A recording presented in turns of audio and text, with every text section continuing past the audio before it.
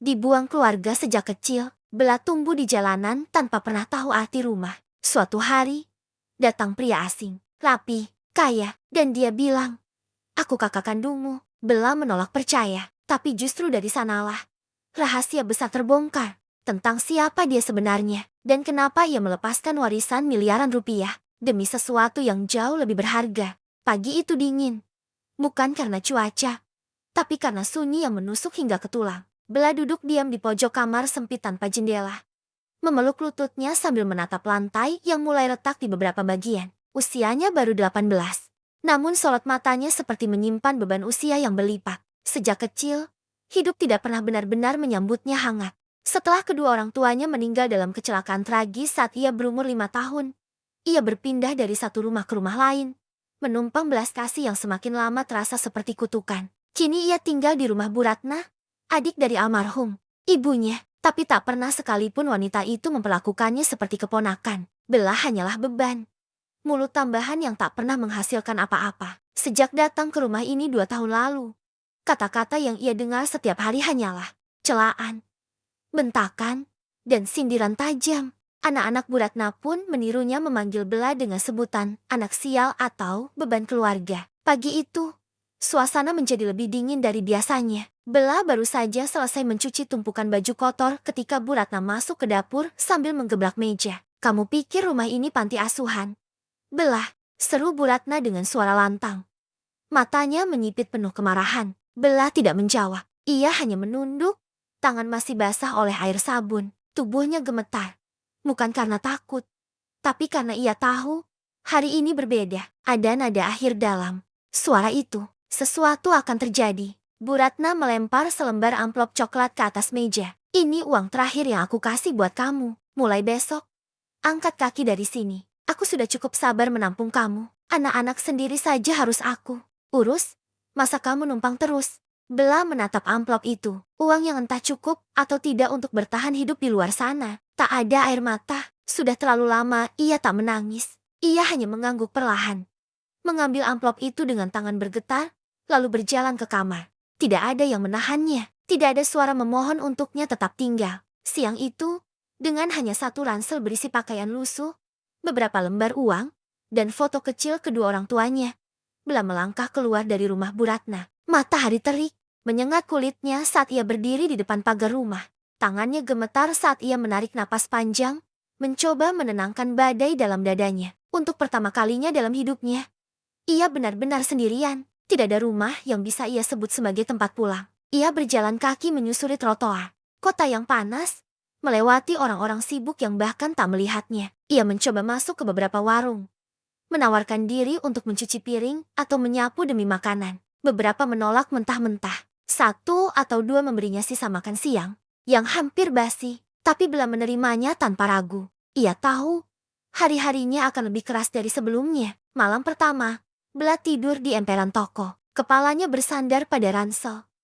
Matanya menatap langit yang tak berbintang. Di tengah bising kendaraan yang tak kunjung reda, pikirannya melayang pada sosok ibunya yang samar dalam ingatannya. Wajah hangat yang menyanyikan lagu Nina Bobo waktu ia kecil. Aroma masakan yang dulu memenuhi rumah kecil mereka. Semuanya kini hanya serpihan yang makin lama makin kabur. Hari-hari berikutnya menjadi pengulangan luka. Bella berpindah-pindah tempat. Dari kolong jembatan ke taman kota. Dari musala kecil ke sudut terminal. Ia bertahan dengan membantu pedagang, mencuci, mengangkat barang, kadang menyapu halaman kantor kecil. Upahnya seringkali cuma nasi bungkus dan senyuman setengah kasihan. Tapi Bella tidak pernah meminta lebih. Ia menyimpan sedikit demi sedikit uangnya dalam kaleng bekas. Setiap malam ia menghitung recehan itu dengan hati-hati. Mimpinya sederhana. Suatu hari, ia ingin punya kamar sendiri. Tempat dengan dinding yang utuh, kasur tipis, dan jendela kecil yang bisa dibuka pagi-pagi untuk menyambut matahari. Itu saja. Terkadang, ia duduk di taman sambil memperhatikan keluarga-keluarga yang bermain. Anak kecil memeluk ibunya. Bapak yang menyuapi anaknya es krim. Dan di tengah keramaian tawa itu, Bella hanya diam, menguatkan dirinya sendiri agar tidak iri. Ia tahu, hidup tak adil. Tapi ia juga percaya, ia tidak akan menyerah. Dalam keterpurukan itu, ada kekuatan yang perlahan tumbuh di hatinya. Ia mulai mengenali dirinya sendiri. Ia belajar menahan lapar, menahan hinaan, menahan dingin. Tapi ia tak pernah kehilangan satu hal, martabat. Ia menolak menjadi pengemis. Ia ingin bertahan karena kerja keras, meski kecil. Suatu pagi, saat sedang membersihkan meja-meja di warung kecil milik Pak Rudi, salah satu dari sedikit orang yang memberinya kesempatan sebuah mobil mewah berhenti tak jauh dari sana. Seorang pria muda turun, berpakaian rapi, berwajah serius. Ia menatap sekeliling, lalu berhenti sejenak memperhatikan Bella dari jauh. Bella tidak tahu, hari itu menjadi awal dari perubahan besar dalam hidupnya. Jakarta tidak pernah tidur, tapi bagi orang seperti Bella, kota ini bukanlah tempat yang hidup. Ia hanya berisik, terburu-buru, dan kejam. Di antara gedung-gedung yang menjulang dan jalanan yang penuh manusia terburu-buru, Bella nyaris tak terlihat. Ia adalah satu dari banyak bayangan yang menepi di balik tembok kota. Setiap pagi, ia terbangun sebelum azan subuh, menghindari petugas keamanan yang mulai meronda. Selimutnya hanyalah jaket tipis warisan dari pamannya yang kini bolong di bagian siku. Tempat tidurnya berganti-ganti taman dekat stasiun, emperan toko, kadang teras musala yang tidak digembok. Setiap malam adalah taruhan. Apakah hujan turun? Atau ada tangan tak dikenal yang mengusir dengan tendangan? Hari-harinya diisi dengan pencarian kerja kasar. Di sebuah warung kecil di gang sempit, Bella membantu mencuci piring dan menyapu lantai. Bu Nenai, pemilik warung, adalah wanita parubaya yang cerewet tapi tidak berhati jahat. Gajinya kecil, tapi kamu bisa makan di sini, katanya suatu pagi, sambil mengisi piring Bella dengan nasi dan telur dadar. Bella mengangguk pelan, mengucapkan, "Terima kasih, Lirih." Ia tahu, senyum kecil dari orang seperti Bu Nenai adalah hadiah besar dalam hidup yang keras. Siang hari, ia berpindah membantu Pak Darto, seorang penjual sayur keliling. Ia ikut mendorong gerobak dari satu gang ke gang lain, menahan panas matahari dan debu jalanan. Kadang, ibu-ibu memberi sepotong tempe goreng atau air dingin dalam plastik bening. Bagi Bella, kebaikan-kebaikan kecil itu adalah alasan untuk terus berjalan. Namun tidak semua orang ramah. Di hari-hari tertentu, Bella diusir dari tempat ia biasa duduk. Ia dikatai pengemis walau tak pernah meminta. Anak-anak remaja mengejeknya karena bajunya lusuh, atau mencibir saat melihatnya makan sendirian di taman. Tapi Bella belajar menahan reaksi. Ia diam, menunduk, lalu melangkah pergi. Ia tahu, jika ia melawan, dunia tak akan membelanya. Dan ia tak ingin dibenci hanya karena menunjukkan amarah. Ia memilih diam, dan diam itu menjadi perisainya. Malam hari, ketika lampu-lampu mulai padam, di gang-gang kecil, Bella duduk di pojok musala, menulis sesuatu di buku tulis bekas yang ia temukan di tempat sampah kantor. Tulisan-tulisan itu bukan puisi, bukan pula curahan hati. Ia menulis rencana kecil tentang hidupnya. Cari warung baru, beli sandal baru sebelum yang ini putus. Kalau uang cukup, simpan 5.000 per hari. Di halaman lain, ia menulis, "Aku tidak akan minta-minta. Aku akan berdiri atas kakiku sendiri. Orang baik akan muncul kalau aku tetap baik." Kata-kata itu ia ulang setiap malam, seperti mantra. Salah satu tempat favorit Bella adalah taman kecil di belakang halte Transjakarta. Bukan taman besar dengan air mancur, tapi hanya petak rumput dengan beberapa bangku beton dan pohon rindang. Di sanalah ia melihat dunia berjalan. Anak-anak sekolah bercanda, pekerja kantoran mampir makan siang, dan pasangan muda saling berbagi tawa. Di tengah semuanya, Bella duduk dengan roti sobek dan air mineral, merasa seolah menonton kehidupan yang bukan miliknya. Pernah suatu hari, saat ia sedang duduk di bangku itu, seekor kucing kurus mendekat. Tanpa berpikir, Bella merobek sebagian rotinya dan meletakkan di tanah. "Kamu juga lapar?" "Ya," bisiknya. Kucing itu tidak lari. Ia makan pelan, lalu duduk di samping Bella seolah mengerti. Dalam kesepian itu, Bella merasa punya teman. Hari demi hari berlalu. Uang hasil kerjanya tidak banyak, tapi cukup untuk membeli sabun, sikat gigi, dan kadang tisu basah untuk membersihkan diri. Ia tahu cara mencuci baju di kamar mandi umum, dan bagaimana memilih tempat tidur yang tidak terlalu mencolok, agar tak diusir. Suatu sore, hujan turun deras. Bella basah kuyup, tidak sempat mencari tempat berteduh. Ia masuk ke bawah kolong jembatan, menggigil, dan menunggu hujan reda. Saat itu, ia menyadari, di kota besar ini tidak ada yang benar-benar peduli apakah seseorang sedang sakit, lapar, atau menangis sendirian di kolong jalan raya. Dunia berjalan terus, namun dari semua kesulitan itu, ada satu hal yang tidak pernah hilang dari mata Bella. Cahaya. Ia tidak tahu dari mana datangnya, tapi ia selalu percaya. Selama ia jujur, tidak mencuri, tidak menyakiti siapapun, hidup akan membalasnya. Mungkin tidak hari ini, mungkin tidak besok, tapi suatu saat. Ia tidak pernah berharap banyak. Ia tidak menginginkan rumah mewah atau pakaian mahal. Ia hanya ingin hidup tanpa dihina. Bisa makan 3 kali sehari, bisa duduk tanpa takut diusir, dan bisa tidur di tempat yang layak tanpa khawatir bangun karena diguyur hujan. Suatu pagi, saat ia membersihkan halaman yayasan tempat ia membantu setiap Sabtu, seseorang memperhatikannya dari kejauhan. Seorang pria muda berdiri di depan gerbang, mengenakan kemeja putih dan celana bahan hitam. Sorot matanya tajam, tapi penuh rasa ingin tahu. Langga, ia tidak mendekat, hanya dia memperhatikan. Bella tidak menyadari bahwa tatapan itu adalah awal dari perubahan besar yang akan meretas jalan takdirnya. Dan hidupnya yang selama ini dipenuhi dingin dan debu pelan-pelan akan bersinggungan dengan kisah yang selama ini hanya ada dalam dongeng orang lain. Di balik kaca jendela tinggi yang menghadap pusat kota Jakarta, Langga duduk diam di kursi eksekutif. Ruangan kantornya di lantai 27 gedung PT Sinar Abadi, tampak mewah dan rapi, semua tertata sempurna, mencerminkan ketelitian pemiliknya. Namun, di tengah semua itu, pandangan Rangga kosong. Tangan kirinya memegang sebuah bingkai foto yang sudah mulai pudar warnanya. Dalam foto itu, seorang anak perempuan kecil tersenyum memeluk anak laki-laki yang sedikit lebih tua. Wajah mereka mirip, hanya berbeda ekspresi. Lila, gumam Rangga pelan. Hampir seperti doa yang tak berharap dikabulkan terlalu cepat. Ia meletakkan bingkai itu kembali di meja, lalu berdiri perlahan. Jubah kesuksesannya sebagai CEO termuda dalam sejarah perusahaan keluarganya tidak pernah benar-benar menutupi lubang besar di dadanya. Setiap capaian, penghargaan, dan liputan media hanya menambah ironi. Ia punya segalanya, kecuali satu hal yang paling ia cari: keluarga. Rangga kehilangan adiknya saat masih berusia 10 tahun. Sebuah kebakaran melanda rumah mereka saat orang tua sedang di luar kota. Ia selamat, tapi adiknya Lila menghilang. Tidak ditemukan jenazahnya, tapi juga tidak ada jejak keberadaan.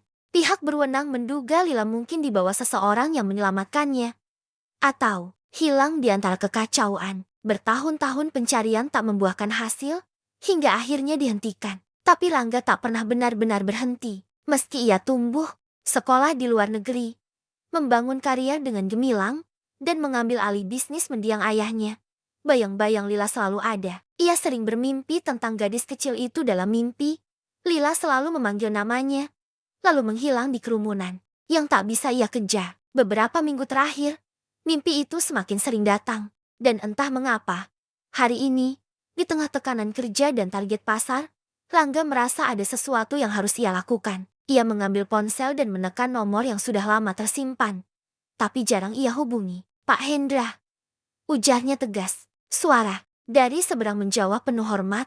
Ya, Pak Rangga, saya butuh bantuan Anda untuk satu hal pribadi, bukan bisnis. Saya ingin cari seseorang.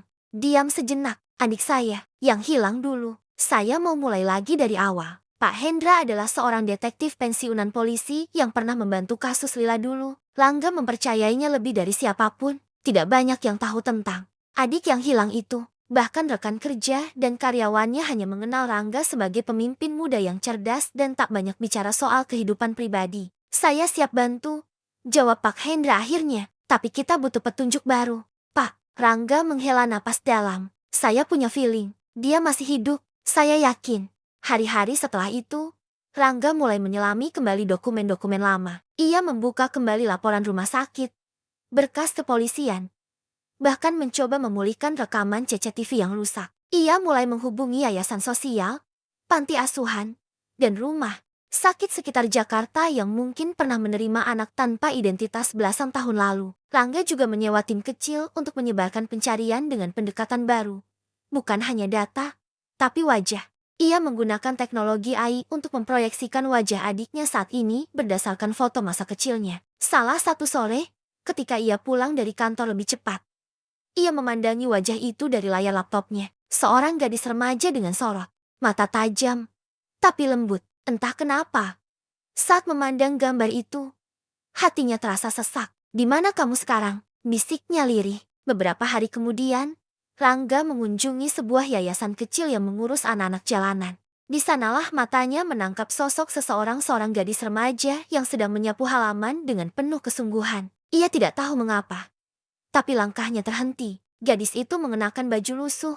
Wajahnya sedikit gelap terkena matahari. Tapi ada sesuatu dalam sorot matanya yang membuat Rangga terpaku. Gadis itu tidak sadar tengah diperhatikan. Ia hanya terus menyapu, lalu tersenyum saat seorang anak kecil berlari memeluknya dari belakang. Rangga mundur pelan, menahan diri. Ia tidak bisa mendekati siapapun tanpa bukti. Tapi ia tahu, ada sesuatu yang berbeda. Sebuah dorongan dalam dirinya yang tidak bisa dijelaskan secara logika. Ia meminta anak buahnya memotret gadis itu diam-diam, lalu segera menghubungi Pak Hendra. "Saya punya petunjuk pertama," ucap Rangga dengan nada serius. "Saya ingin tahu siapa dia, semuanya." Dan di sanalah langkah pertama dimulai. Sebuah gerak kecil yang akan mengubah jalan hidup dua insan yang selama ini berjalan di dunia yang berbeda, tapi membawa luka yang sama. Jakarta sore itu seperti biasa, macet, padat, dan penuh suara. Tapi bagi Bella, hiruk-pikuk itu bukan kebisingan, itu irama hidup yang menemaninya setiap hari. Dari pagi hingga senja,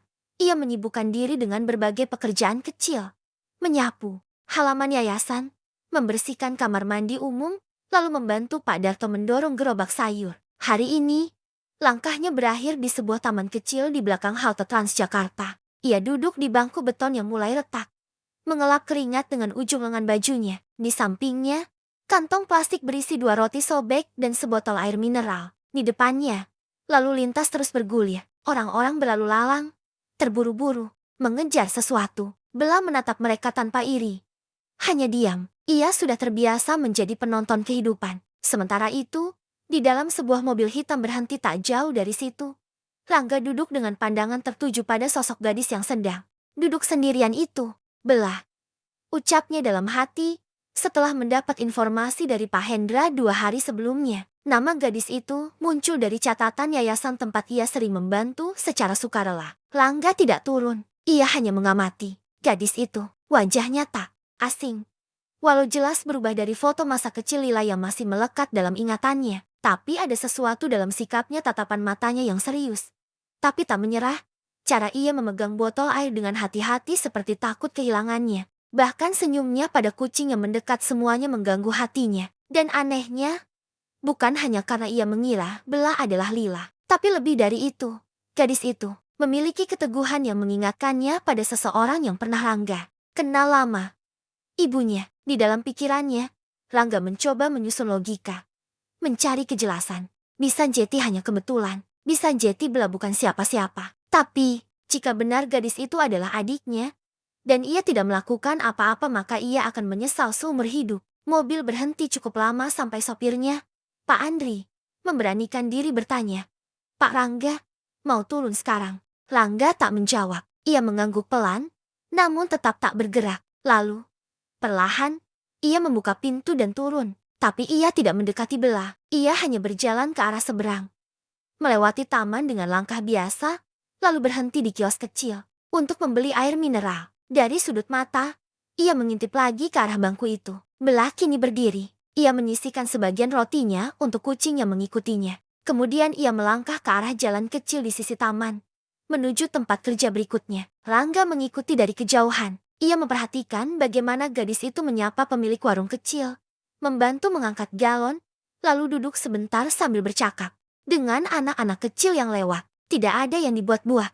Semua geraknya alami, seperti seseorang yang sudah terbiasa hidup dalam keterbatasan tapi tetap memilih menjadi baik. Dan di momen itu, Rangga tak lagi sekadar menyelidiki. Ia mulai merasa peduli. Malam hari, di ruang kantornya yang sunyi, Rangga duduk memandangi layar komputer. Di situ, terdapat berkas-berkas hasil investigasi tentang Bella, tempat tinggal terakhir, tempat biasa bekerja, nama-nama yang mengenalnya, hingga foto-foto kecil saat membantu di yayasan. Tidak ada dokumen, identitas lengkap, tidak ada akta lahir, tidak ada jejak keluarga. Seolah-olah gadis itu tidak pernah lahir secara resmi di negeri ini. Ia mengetik pelan di laptopnya.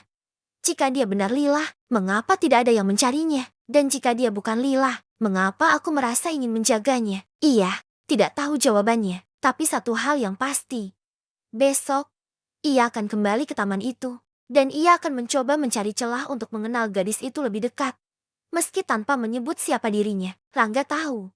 Jika Bella benar-benar adiknya, maka mendekatinya dengan kabar mengejutkan bisa menghancurkan segalanya. Gadis itu terlihat rapuh, tapi kuat. Ia tidak boleh terburu-buru. Ia harus mencari waktu yang tepat. Dan malam itu, untuk pertama kalinya dalam bertahun-tahun, Rangga tidur tanpa mimpi buruk. Ia tidak tahu apakah itu pertanda baik, tapi di sudut hatinya yang selama ini beku, sesuatu mulai mencair. Sementara itu, di sisi kota yang lain, Bella menatap langit dari tempat tidurnya di musala kecil. Hujan gerimis membasahi atap, dan ia memeluk ranselnya lebih erat. Ia tidak tahu bahwa hari-harinya yang sunyi akan segera berubah. Bahwa seseorang yang melihatnya tanpa ia sadari, telah membawa seberkas cahaya yang perlahan mendekat. Takdir, seperti biasa, tidak pernah mengetuk pintu. Ia datang diam-diam, dan hanya waktu yang bisa menjawab.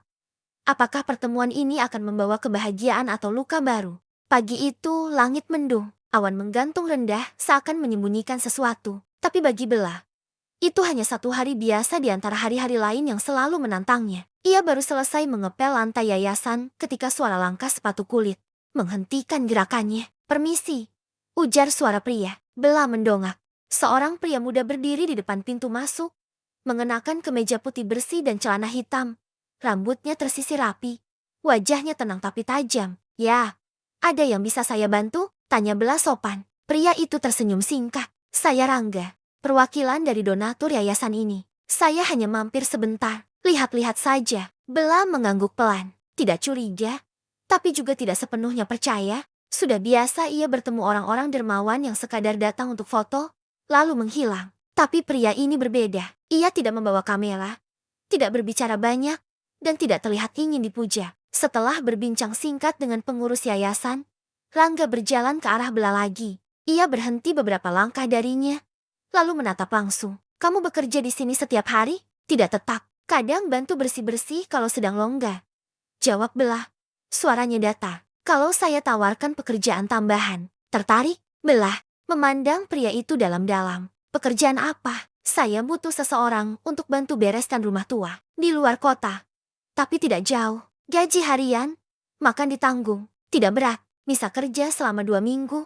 Kalau cocok bisa lebih lama." Bella menatapnya lekat. Setiap kata dari pria ini terasa rapi dan penuh perhitungan. Tapi ia tidak melihat tipu-tipu di matanya. Dan dalam hidupnya yang penuh penolakan, tawaran ini terdengar seperti jeda dari luka. "Boleh saya tahu kenapa saya?" tanya Bella tanpa basa-basi. Rangga mengangguk pelan. "Karena kamu terlihat bisa dipercaya." Bella terdiam sejenak. Kalimat itu asing baginya. Hampir tidak pernah ada yang berkata seperti itu padanya. Setelah beberapa detik, ia menjawab singkat. "Baik." Malam itu, Bella membereskan barang-barangnya yang tidak seberapa. Satu ransel, buku catatannya, dan foto kecil orang tuanya. Ia tidak memberitahu siapapun kemana ia akan pergi. Ia tidak punya siapa-siapa untuk memberi kabar. Sementara itu, di balik layar, Pak Hendra dan timnya bekerja cepat. Mereka mulai menyisir panti asuhan sekitar Jakarta, menelusuri daftar anak-anak yang tidak terdata secara resmi sejak sekitar 13 tahun lalu. Laporan yang masuk ke meja Rangga semakin membuat hatinya tak tenang. Salah satu laporan mencatat bahwa sekitar waktu kebakaran rumahnya dulu, ada seorang anak perempuan berusia sekitar 5 tahun yang ditemukan dalam kondisi trauma. Di tepi tol Cawang, tidak ada nama, tidak bisa bicara selama hampir 2 minggu, tidak ada dokumen. Anak itu kemudian dibawa oleh seorang pria parubaya yang mengaku sebagai pamannya dan sejak saat itu hilang dari pantauan. "Apakah anak itu Bella?" tanya Rangga kepada Pak Hendra. "Bisa jadi, tapi kita belum bisa memastikan." Nama pria yang mengaku paman itu tidak terdaftar dalam keluarga kalian. "Diduga identitas palsu," jawab Pak Hendra sambil memperlihatkan rekaman catatan tangan dari petugas waktu itu. Rangga memejamkan mata. Jika benar Bella adalah gadis itu, maka ia pernah disembunyikan secara sengaja. Entah oleh siapa, entah kenapa. Sementara itu, Bella berada di mobil menuju rumah yang disebut Rangga sebagai rumah tua keluarga. Perjalanan sekitar 1 jam dari kota. Di sana, sebuah rumah joglo sederhana menunggu di tengah kebun yang mulai terbengkalai. Bukan rumah mewah seperti yang ia bayangkan dari pria berpakaian rapi itu, tapi cukup layak untuk disebut tempat tinggal. Selama bekerja, Bella menunjukkan kedisiplinannya. Ia membersihkan lantai, mengelap jendela, mencuci alat makan lama yang berdebu. Rangga tidak selalu ada, tapi setiap sore, Ia datang membawa makanan dan berbincang seperlunya. Hari keempat, Rangga mencoba mendekat lebih dalam. Kamu pernah tinggal di Jakarta sejak kecil? Tanyanya sambil menyeruput kopi hangat. Enggak, juga. Saya dulu ikut tante di daerah, lalu pindah-pindah. Jawab Bella. Tante dari pihak ibu atau ayah? Bella mengernyit. Saya nggak tahu pasti. Saya nggak pernah benar-benar kenal keluarga saya. Rangga menahan napas. Hatinya mulai mengetuk lebih keras. Tapi ia tidak ingin terburu-buru. Bella lalu menatap keluar jendela. Suaranya lirih.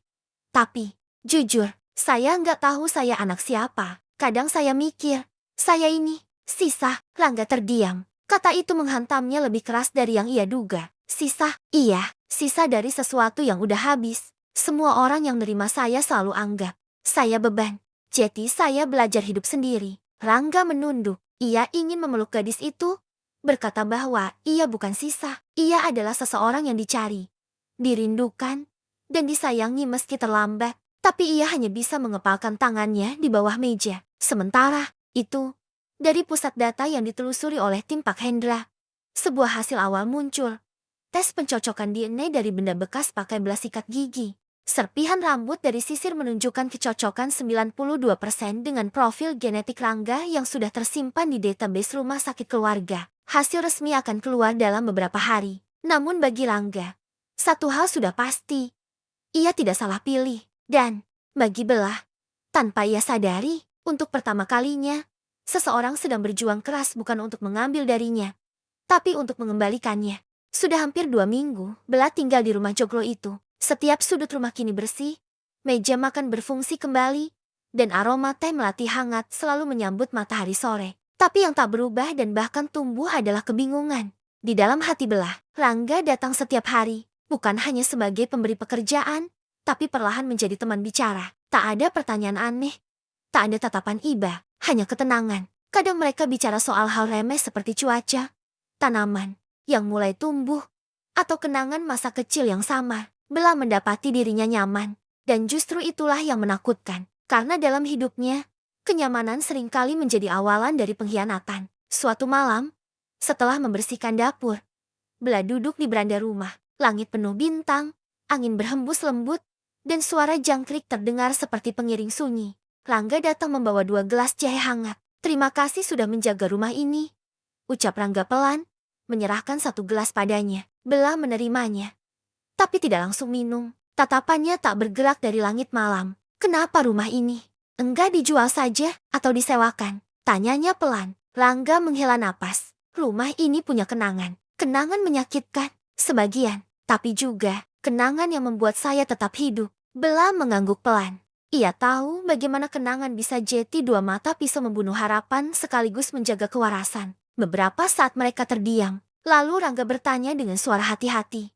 Bella, kamu pernah merasa ditinggalkan? Bella tertawa kecil. Bukan karena lucu, tapi karena terlalu sering merasakannya. Bukan cuma ditinggal, dibuang. Jawabnya, siapa yang buang kamu? Semua orang. Jawabnya lirih. Dari saya kecil, saya selalu berpindah-pindah. Kadang ikut tante, kadang orang yang ngaku keluarga. Tapi akhirnya selalu diusir. Karena saya bukan siapa-siapa. Karena saya cuma sisa. Rangga memejamkan mata sesaat. Kata-kata itu kembali menghantam. Ia nyaris tak tahan untuk tidak mengatakan. Kamu bukan sisa. Kamu adikku. Kamu Lila. Tapi ia menahan diri. Tes DNA baru akan keluar 2 hari lagi. Dan Bella belum siap. Ia bisa melihat itu dari caranya berbicara. Dari luka yang belum kering di matanya. Malam itu, Rangga menelpon Pak Hendra. Saya takut dia akan lari kalau tahu lebih cepat. Katanya dengan suara tegang. Kalau kamu terlalu lama menunggu, dia mungkin akan terluka karena merasa dibohongi. Jawab Pak Hendra. Apapun yang kamu lakukan, jangan pakai cara yang sama seperti orang-orang di masa lalunya. Rangga tahu itu. Bella bukan proyek, bukan sekadar teka-teki masa lalu. Ia gadis yang sedang bertahan hidup. Dan dunia telah membuatnya terlalu keras untuk percaya, tapi terlalu lembut untuk membenci. Besoknya, saat Rangga mengajak Bella ke sebuah kebun kecil di balik rumah, suasana terasa berbeda.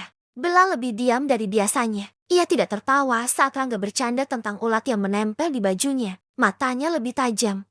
Penuh tanya. Ada apa? Tanya Rangga akhirnya. Bella menatapnya. Boleh saya tanya sesuatu? Tentu. Kamu Sebenarnya siapa? Rangga terdiam. Ada sesuatu tentang kamu yang enggak biasa. Kamu terlalu baik untuk seseorang yang baru kenal. Kamu tahu nama saya tanpa saya kasih tahu. Kamu tahu jadwal saya di yayasan. Kamu tahu saya enggak punya keluarga. Kamu belah. Saya enggak butuh kasihan.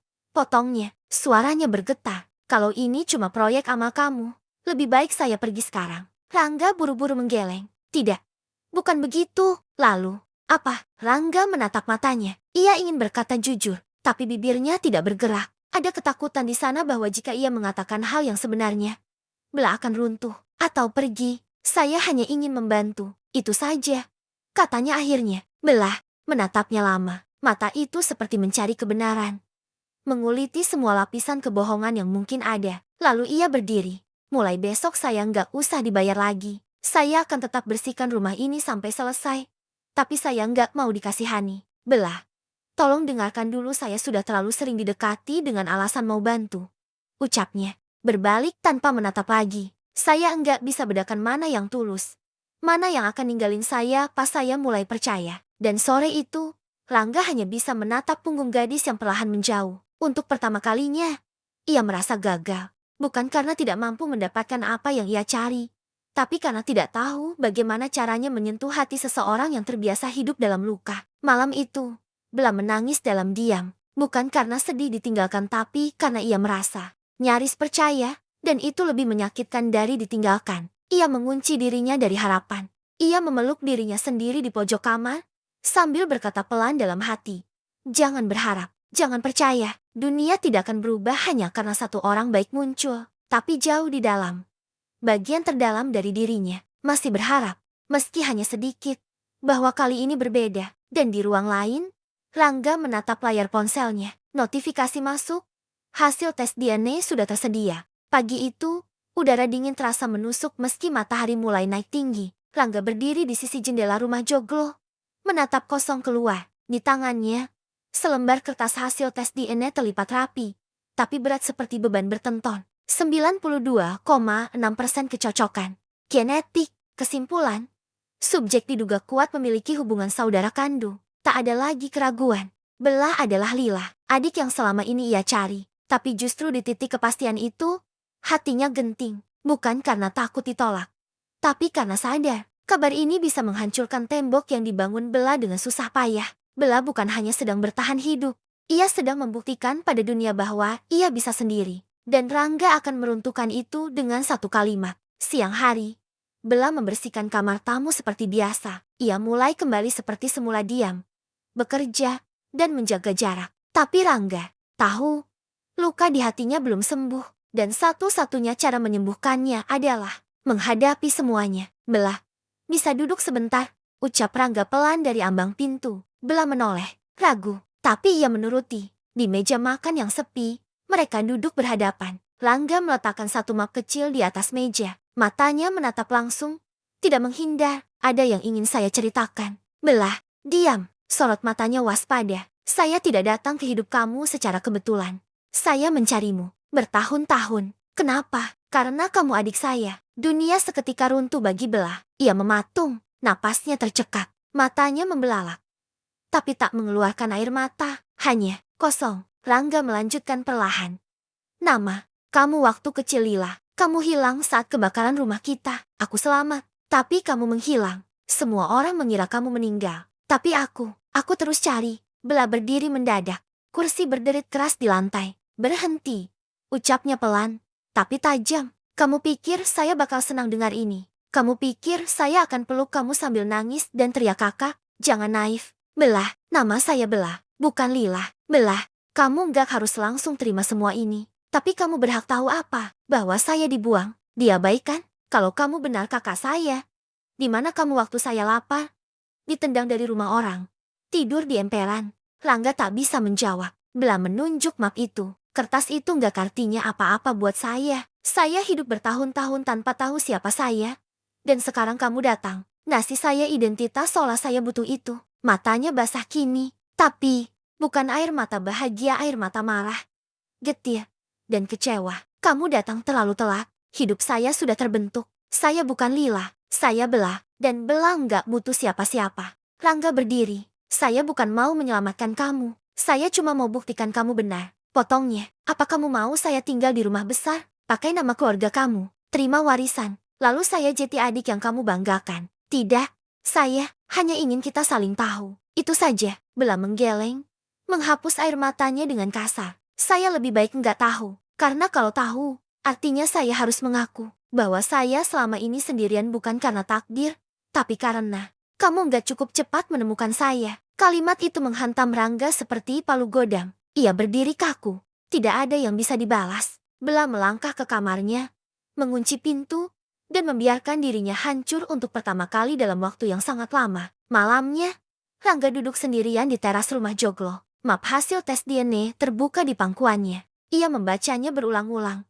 tapi tidak bisa lagi meyakinkan dirinya bahwa itu penting. Karena di mata adiknya, ia datang bukan sebagai penawar luka, tapi pengingat bahwa ia pernah hilang terlalu lama. Sementara di dalam kamar, Bella membuka tas kecilnya. Ia memandangi foto usang yang selama ini ia simpan foto dirinya kecil bersama sepasang orang dewasa. Wajahnya memang mirip dengan foto masa kecil yang ditunjukkan Rangga di map tadi. Tapi itu tak menghapus kenyataan bahwa ia sudah terlalu lama belajar bertahan sendiri. Ia menangis bukan karena kehilangan, tapi karena tak tahu harus merasa apa. Bahagia, marah, bingung. Untuk pertama kalinya, ia merasa kecil lagi. Seperti anak 5 tahun yang hilang di tengah kebakaran. Tapi sekarang tak ada yang menggandeng tangannya. Tak ada suara yang memanggil namanya. Ia sudah membentuk dirinya sendiri. Menjadi Bella, bukan Lila. Keesokan harinya, saat Rangga bangun, kamar Bella sudah kosong. Tasnya tak ada. Tempat tidurnya rapi, dan di atas meja makan, hanya ada satu lembar kertas kecil bertuliskan, "Terima kasih, tapi saya lebih nyaman hidup sebagai orang biasa. Jangan cari saya." Rangga memandangi tulisan itu lama sekali. Di belakangnya, angin pagi bertiup pelan, seolah membawa suara langkah Bella yang menjauh. Langkah yang pelan, tapi pasti, langkah seseorang yang lebih percaya pada luka daripada janji yang datang terlambat.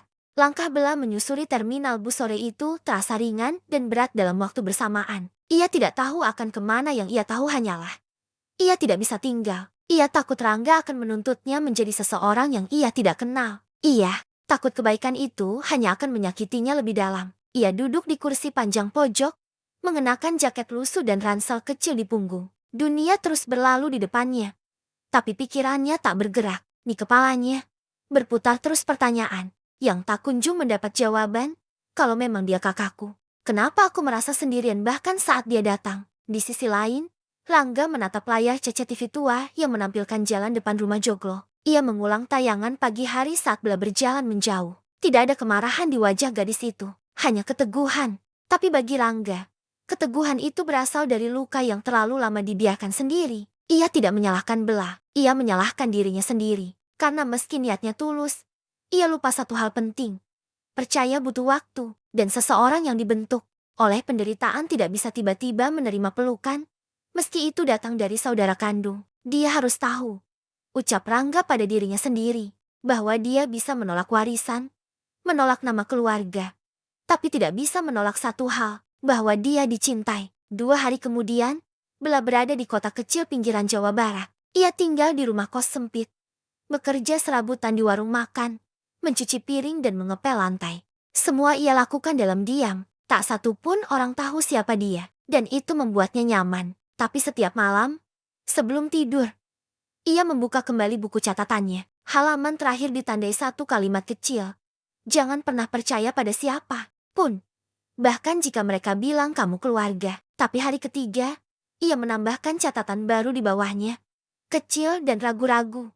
Kecuali kalau mereka benar-benar menunggu. Sementara itu, Rangga menyusuri data yang ditinggalkan Bella. Nomor ponsel lama, teman yayasan, hingga tukang sayur langganan. Semua dimintai keterangan, tapi Bella sudah hilang tanpa jejak. Rangga tahu ia harus membiarkannya pergi, tapi hatinya tak sanggup. Satu malam, ia pergi ke musala kecil tempat Bella biasa tidur sebelum mereka bertemu. Di dinding belakang, masih ada coretan kecil di atas kayu. "Tuhan, kalau saya benar punya keluarga, tolong temukan saya dalam bentuk yang paling tidak menyakitkan." Rangga terdiam di sana cukup lama, lalu ia berdoa, bukan untuk menemukannya, tapi, "Tuhan, jangan izinkan aku menemukannya. Kalau aku hanya akan menyakitinya lagi." Hari keempat, Bella duduk di pinggir jembatan kecil dekat sungai. Air mengalir, pelan, di tangannya. Selembar koran terlipat rapi, ia menemukannya tanpa sengaja di warung makan. Di sana, ada foto seseorang yang ia kenal. Rangga, judulnya besar. CEO muda batalkan rencana warisan perusahaan. Saya hanya ingin temukan adik. Saya, bukan pewaris. Bella membaca ulang artikel itu. Matanya berkaca-kaca. Rangga ternyata menolak warisan dan saham mayoritas perusahaan keluarganya. Ia menyampaikan dalam konferensi pers bahwa satu-satunya prioritas hidupnya sekarang adalah menemukan adik kandungnya. Entah ia menerima atau menolak keberadaannya. Saya tidak mencari adik untuk mengisi kekosongan saya. Katanya dalam kutipan, saya hanya ingin memastikan dia tahu bahwa tidak semua orang di dunia ini akan meninggalkannya. Bella menggenggam koran itu erat. Tangisnya pecah. Kali ini tanpa bisa ia tahan, karena di hatinya yang selama ini kering. Kata-kata itu membasuh luka yang paling dalam. Hari kelima, saat Rangga membuka pagar rumah Joglo, ia melihat sesuatu di bawah batu kecil dekat tangga. Sebuah amplop, di dalamnya hanya selembar kertas kecil. Tulisan tangan Bella, kalau kamu benar kakakku, temui aku bukan karena aku hilang, tapi karena kamu tahu aku sedang membangun hidupku sendiri. Aku di tempat di mana orang-orang gak menuntut aku jadi siapa-siapa. Tak ada alamat, tak ada kota. Tapi di sudut bawah kertas, terdapat lambang kecil, lambang warung makan sederhana di kota kecil yang hanya dikenal warga lokal. Rangga mengenalinya, karena dalam proses pencariannya, ia pernah menyentuh jejak kota itu. Ia mengambil kunci mobilnya, dan untuk pertama kali, ia akan mencari Bella. Bukan untuk membawanya pulang, tapi untuk berdiri di sisinya. Sebagai kakak, sebagai manusia, dan sebagai satu-satunya orang yang tidak akan menyerah. Langit kota kecil itu berwarna jingga saat Rangga turun dari mobilnya. Jalanan sempit, warung-warung sederhana, anak-anak bermain dengan debu yang berterbangan, semua terasa asing, namun justru menenangkan. Ia menatap sebuah warung makan di pojok jalan. Lambangnya sesuai dengan yang ada di kertas yang ditinggalkan Bella. Dengan langkah pelan, ia masuk. Selamat sore, sapa Rangga kepada wanita parubaya yang sedang mencuci piring di depan warung. Wanita itu mengangguk ramah. Mau makan? Mas, saya cari seseorang. Namanya Bella. Tinggi, kulitnya agak sawo matang. Rambutnya diikat. Biasa kerja cuci piring di sini katanya. Wanita itu mengangguk pelan. Oh, si Bella, dia tinggal di rumah kos sebelah warung. Lagi di belakang. Motong cabai. Rangga menahan napas sejenak. Ia sudah mencarinya berbulan-bulan. Tapi sekarang, hanya beberapa langkah saja jaraknya. Tapi entah kenapa, hatinya berdebar seperti anak kecil. Di belakang warung, Bella tengah duduk bersila, mengiris cabai rawit dengan tenang. Tangannya lincah, wajahnya serius, tapi matanya sembab. Ia belum sepenuhnya tenang. Sejak ia meninggalkan rumah Joglo, ia sering mimpi buruk. Tapi kali ini, mimpinya mengarah pada sesuatu yang lain. Sebuah pengakuan bahwa ia rindu. Suara langkah pelan membuatnya menoleh. Ia menatap ke arah pagar kayu yang terbuka sedikit. Rangga berdiri di sana. Mereka saling memandang. Tak satu pun bicara. 5 detik, 10, 20. Hingga Rangga membuka mulut pelan. Aku nggak bawa warisan. Nggak bawa hasil tes DNA. Nggak bawa map. Cuma bawa niat. Bella memalingkan wajah. Ia menarik napas panjang. Lalu berdiri, meletakkan pisau dan wadah cabai di sampingnya. Ia menatap Rangga. Kamu datang lagi, ucapnya pelan. Aku janji gak akan paksa kamu jadi siapa-siapa. Jawab Rangga. Kalau kamu nyaman di sini, aku akan diam di kota ini juga. Kalau kamu butuh waktu, aku akan tunggu. Kalau kamu gak mau ada aku akan pergi. Bella terdiam. Kenapa kamu lakukan ini? Bisiknya. Padahal aku marah. Aku kasar. Aku bilang kamu datang terlambat. Rangga tersenyum tipis. Karena kamu benar. Aku memang datang terlambat. Tapi cinta gak butuh tepat waktu. Cinta cuma butuh bertahan. Bella menunduk. Air matanya mulai jatuh. Kamu tahu kenapa aku pergi? Tanyanya lirih. Karena kamu takut kehilangan lagi.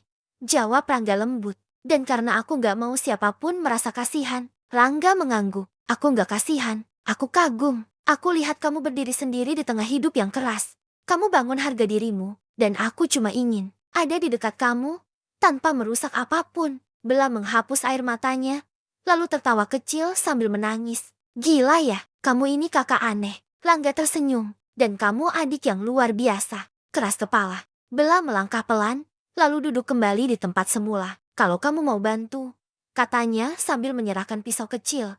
Motongin cabai ini aja dulu, jangan banyak omong. Rangga menerima pisau itu, duduk di sampingnya. Untuk pertama kalinya, mereka tidak bicara soal masa lalu, tidak soal luka, tidak soal kehilangan. Hanya duduk bersama, membagi senja dan sekotak cabai rawit yang harus selesai sebelum malam. Dan dari sana, mereka tahu, mereka mungkin terlambat menemukan kembali satu sama lain. Tapi mereka tidak pernah kehilangan, karena kadang keluarga bukan tentang siapa yang lahir bersamaan, tapi tentang siapa yang tetap tinggal ketika semua orang pergi. Malamnya, Rangga dan Bella duduk di depan warung, meminum teh hangat dari gelas kaca. Lalu Rangga berkata pelan, "Kalau kamu masih belum mau pakai nama Lila, enggak apa-apa, aku akan tetap panggil kamu Bella." Bella menoleh, tersenyum, dan menjawab dengan suara pelan, "Kalau kamu tetap mau jadi kakak aku, tanpa masa apa-apa, aku juga enggak akan lari lagi." Dan malam itu, untuk pertama kalinya dalam hidup mereka berdua, tak ada lagi yang hilang. Hanya dua hati yang terlambat bertemu, tapi tidak pernah benar-benar terpisah. 2 bulan berlalu sejak Rangga menemukan Bella di kota kecil itu. Kehidupan mereka tidak berubah drastis. Tidak ada pesta penyambutan, tidak ada pengumuman besar. Hanya dua orang yang perlahan membangun ulang ikatan yang hilang selama belasan tahun. Bella tetap bekerja di warung makan. Setiap pagi ia belanja ke pasar, mencuci piring, memasak nasi. Tapi kini, ada hal baru yang muncul di kesehariannya. Kehadiran Rangga, bukan sebagai bos, bukan sebagai penyelamat, tapi sebagai kakak yang hanya ingin dekat. Ia tidak tinggal serumah dengan Bella. Ia menyewa kamar kecil 2 blok dari tempat kerja adiknya. Setiap malam, mereka kadang makan bareng.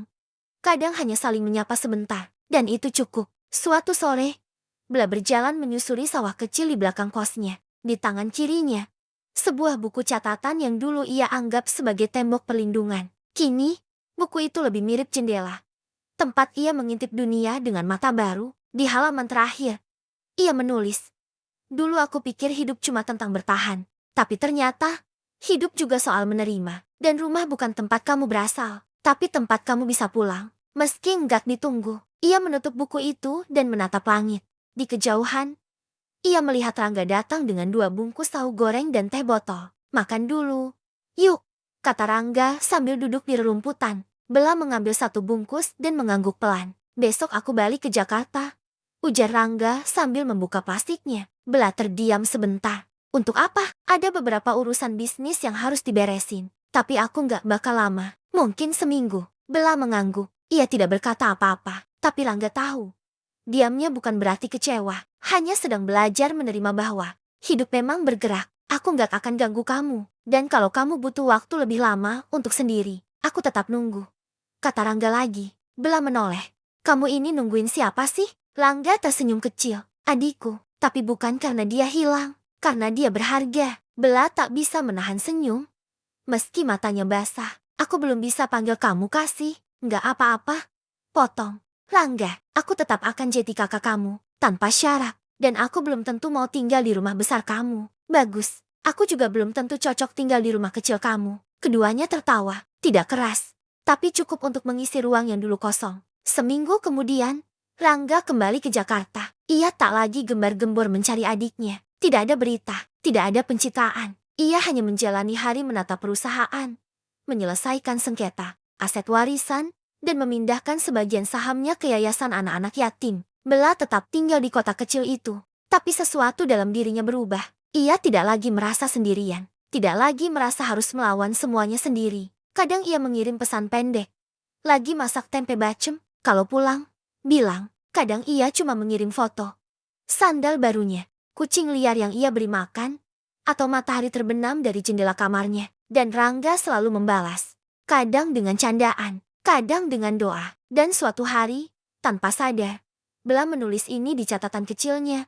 "Ternyata, rumah itu bukan tempat kamu tumbuh, tapi tempat kamu diterima meski kamu pernah hancur." Setahun berlalu, hari itu ulang tahun Rangga. Ia tidak merayakan secara besar-besaran, hanya makan malam kecil di rumah lamanya. Rumah joglo itu kini tidak sepi lagi, bukan karena banyak orang, tapi karena ada satu suara kecil yang membuat semuanya berbeda. Bella berdiri di dapur, menggoreng bakwan. Ia mengenakan celemek, rambutnya diikat, wajahnya tenang. Rangga berjalan masuk, menatapnya sebentar. "Bella," ucapnya. Bella menoleh. Kamu yakin mau pindah ke sini?" Bella mengangkat bahu. Ya, rumah ini bukan milik kamu aja. Kan? Langga tersenyum lebar. Dan malam itu, mereka makan bersama di meja kayu tua. Tidak ada musik, tidak ada lilin. Hanya dua kakak beradik yang tahu bahwa dunia tidak sempurna dan hidup tidak selalu adil. Tapi selama mereka punya satu sama lain, mereka tidak akan pernah benar-benar kehilangan arah